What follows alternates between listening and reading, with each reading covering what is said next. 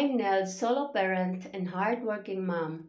Today's episode is about the untold fantasies of Filipina single moms. When I say fantasies, it doesn't always mean what you think. Sure, there is romance, attraction, and daydreams of love.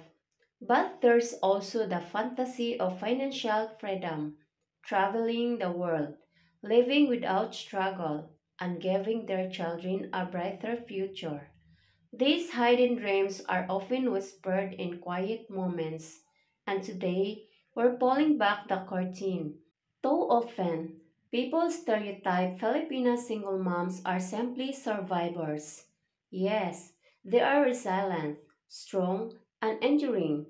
But beyond survival is desire. They desire companionship without judgment. They desire security without conditions. They desire to be seen not just as mothers, but as women. Many will never admit this publicly because society sometimes frowns upon women, especially single moms, having dreams outside of their children, but inside that fire still burns. Let me talk about the romantic side.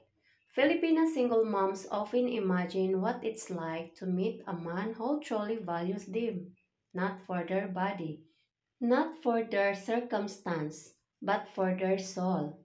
They dream about waking up next to someone who adores them, having real conversations, not just transactional relationships, being courted like they were never married before. Some even fantasize about love stories that sound like K-drama plots or telenovela scripts.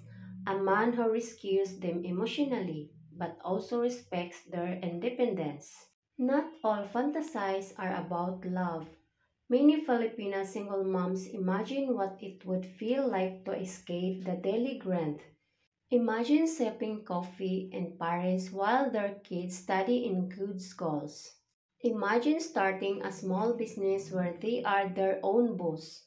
Imagine having 1 week, just 1 week, to live without worry, without bills, without responsibilities weighing them down. This is not selfishness, it's the soul craving breathing room. One that tugs at her heart is the fantasy of giving their children everything they couldn't have. For many single moms, their deepest dream isn't about themselves, it's about their kids. A better education, a safe home, a life without struggle. Many Filipina single moms silently hope that one day their children will see them not as the mom who struggled, but as the hero who dreamed big. Why don't you hear about these fantasies more often? Because society trains Filipina single moms to sacrifice endlessly, to put themselves last, to deny their desires. But the truth is, there are women first, mothers second. Women have dreams, longings, passions, and yes, fantasies.